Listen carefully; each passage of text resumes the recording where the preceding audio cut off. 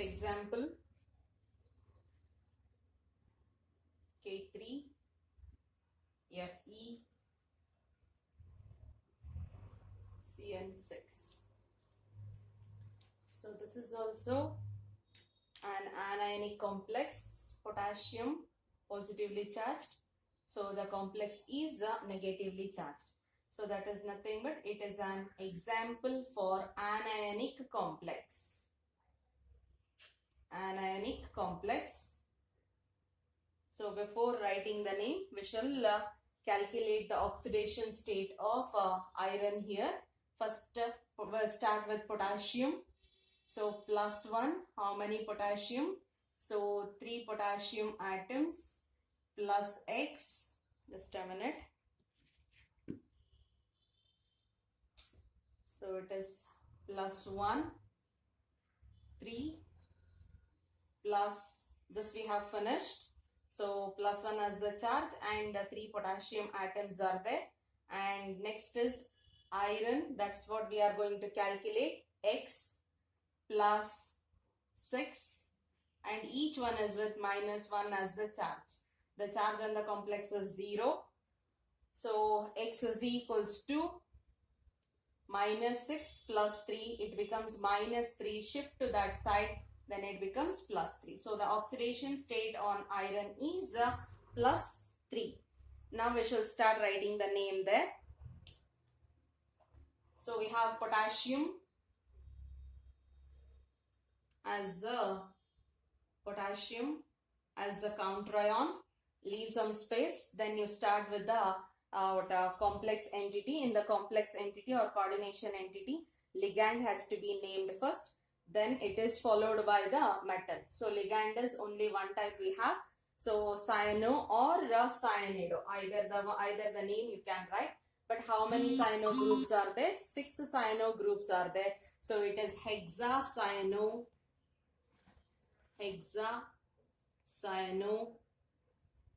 anionic complex. Iron, you cannot write it as iron since it is anionic complex. The name should be ending with ATE, and we have already seen that is a few metals with their Latin name. So iron also has its Latin name. That Latin name we have to use here. So it is a ferrate. Ferrate, and the oxidation state is 3. Ferrate 3. So this is the name of this complex. So next we'll move on to the next one. That is example. Next example, FeCO5. So this is the next complex. So you can observe no counter ion. Counter ions are not there. Charge is also not there. If counter ion is not there and charge is also not there, then this is an example for neutral complex.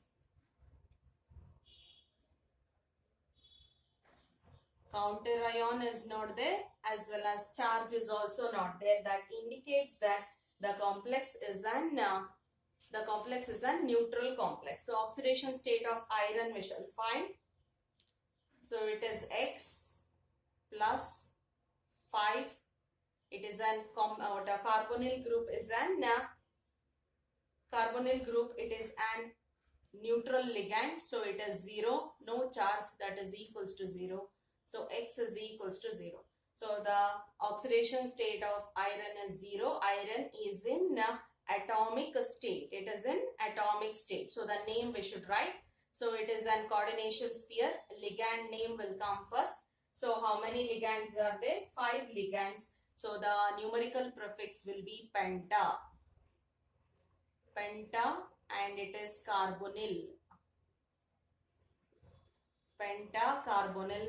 Neutral complex, there is no change in the name of a metal. So pentacarbonyl iron, it is in the 0 state and it doesn't matter. You should mention that one. Even it is 0 also, we should mention the oxidation state within parenthesis. So this is the name of this complex, neutral complex. So pentacarbonyl iron 0. If it is same iron only, here also it is anionic complex, the name changes to ferrite. Ferrite, and the oxidation state of that one is 3. So next point we'll move on to, that is the next rule. Next rule is oxidation state of central metal ion. So oxidation state already we have discussed. So oxidation state, how to calculate, you know. We have taken many example and calculated, and you also know how to indicate the oxidation state of the metal also, because we have completed a few formulas also. Central metal ion. So oxidation state, how to indicate the oxidation state. So the oxidation state of the metal has to be indicated by indicated in Roman numbers. So after the Roman numbers and within parenthesis, it should be written within parenthesis. That is nothing but, so what oxidation state of the metal should come after the metal name. So central metal name we are going to write it first.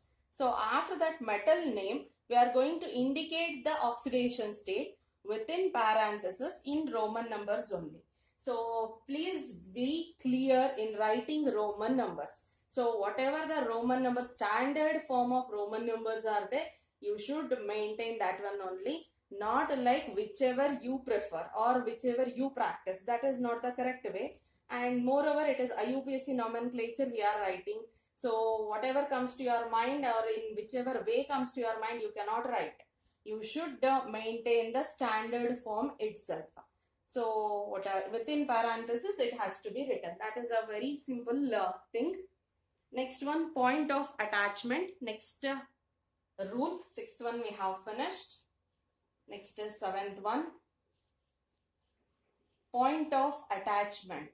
Point of attachment is nothing but in case of amphident ligands, it is, we have seen that one.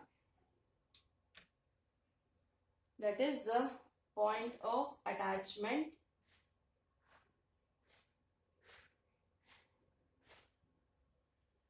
I think it is the 7th point. Point of attachment.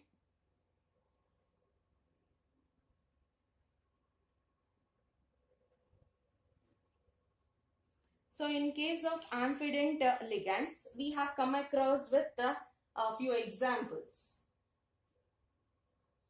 NO2 minus, ONO minus, SCN minus, NCS minus. So the formula in that, the bond indicates or bond will be showing a pointer towards the atom to which the central metal is bonded, or it is attached. So that indicates the point of attachment. In this case, you can observe here nitrogen is bonded to central metal atom and oxygen is bonded to central metal here. Here sulfur is coordinating with the central metal, that is nothing but forming a coordinate bond with it. And here nitrogen is forming a coordinate bond with it. So this one will be indicated in case of formulas also, and when we are writing the names also we are going to indicate that one. So if it is nitro, the name of this one will be nitrito O. It is nitrito O we are going to indicate. So for this one the name becomes this is nitrito N, this is nitrito N, and this is nitrito O. Nitrito O, where point of attachment is indicated. So if this is concerned, this becomes thiocyanato, this becomes isothiocyanato. Iso indicates nitrogen and here thio indicates sulfur. So that's how we are going to mention the point of attachment also. So we shall write those examples, these examples only in a proper way.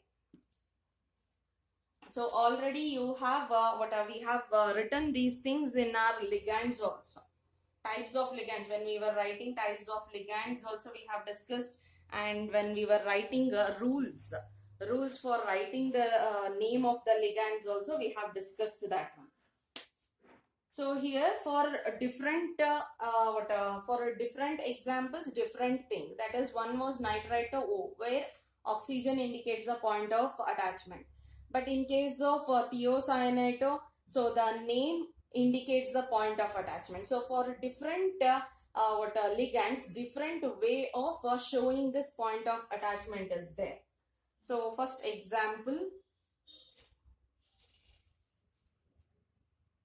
it is NO2 minus. So it is ligating through oxygen, ligating through nitrogen. It is coordinating through nitrogen. So the name becomes nitrito N. It is ONO minus. It is coordinating through oxygen. Name becomes nitrito O. Likewise, we have SCN minus, where the coordinating, it is coordinating through sulfur. The name becomes thiocyanate.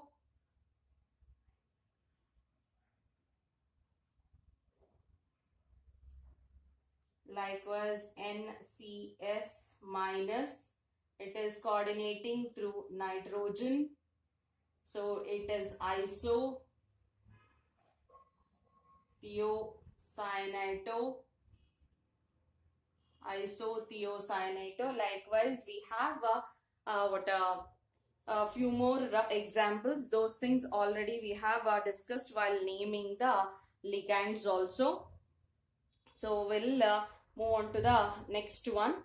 That is, next point is naming of geometrical isomers. Naming of geometrical isomers.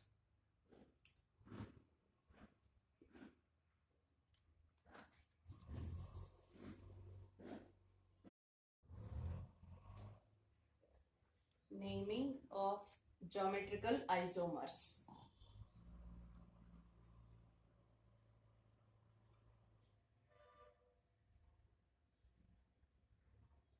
So geometrical isomers, in the sense we are going to use cis and trans for to name the geometrical isomers, cis and trans.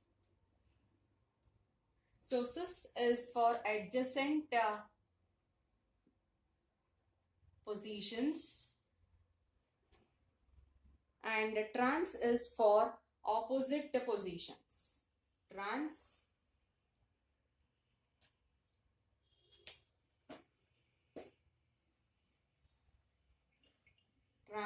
is for opposite positions.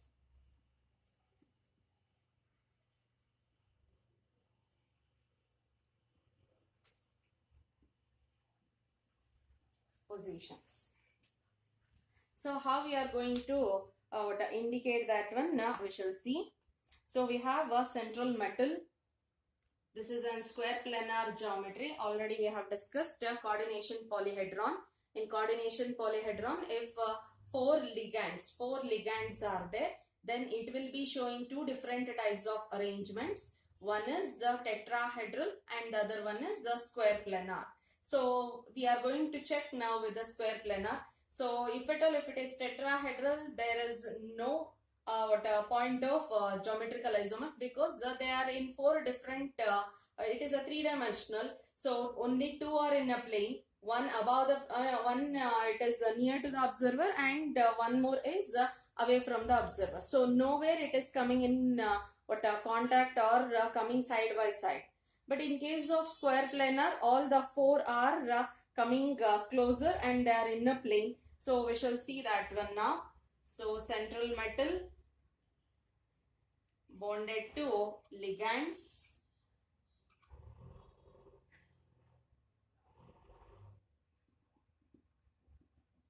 We shall mark the positions here. 1,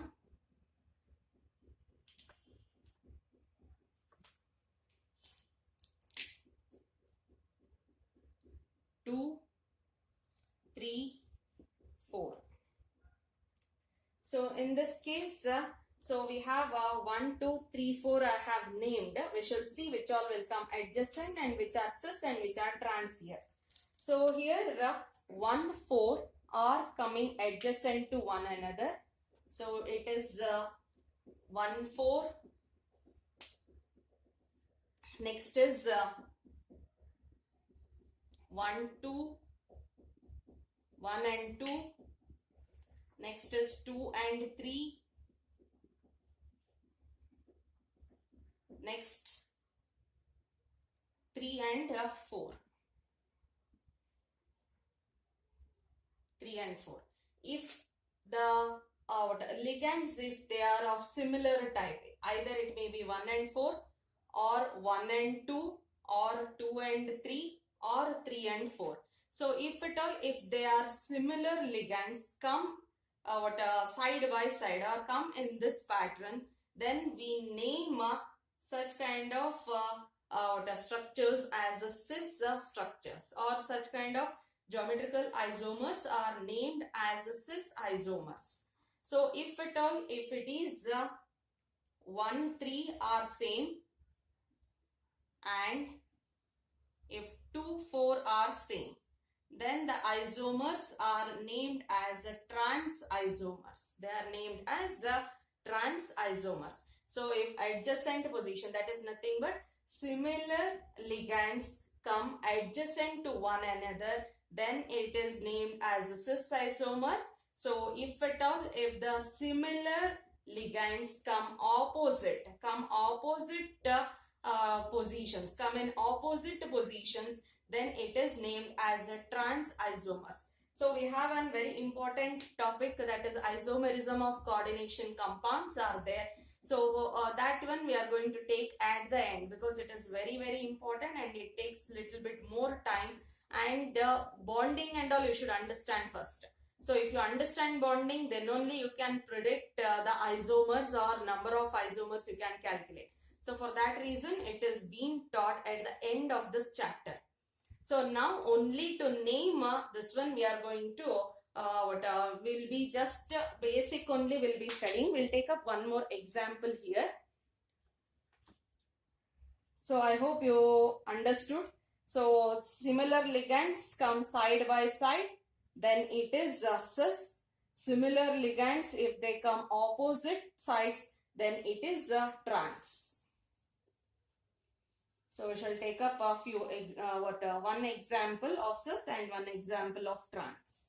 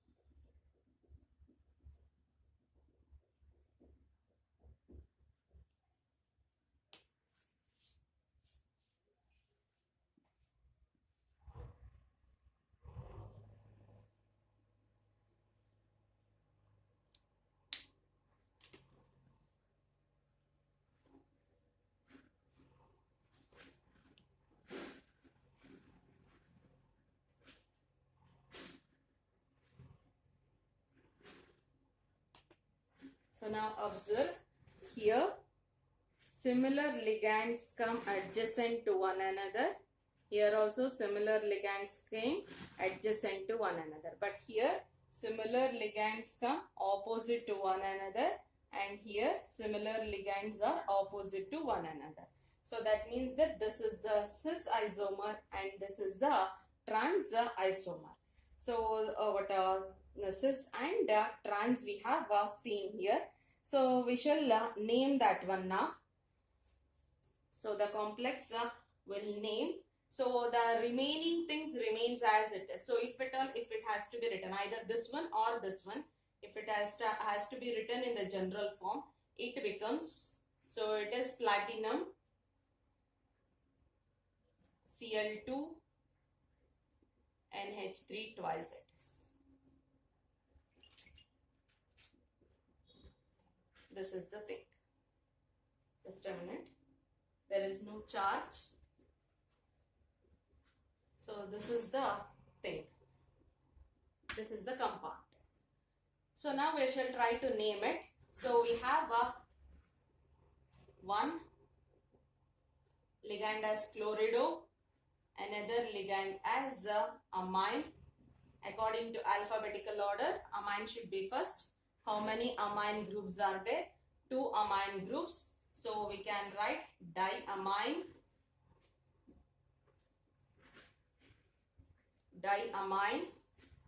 dichlorido,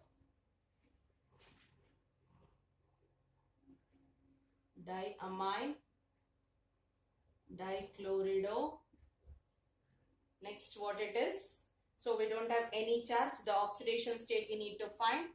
It is X plus 2Cl, each one with -1, and NH3 is 0. We don't have charge, so it is 0. X is equals to +2. -2 it comes. If you shift that one, then it becomes a +2. So the oxidation state of metal is +2. The name becomes, since it is a neutral complex, so the name of the metal is not going to change. It remains as it is. So diamine, dichlorido. So it is platinum. So we'll name like that only, platinum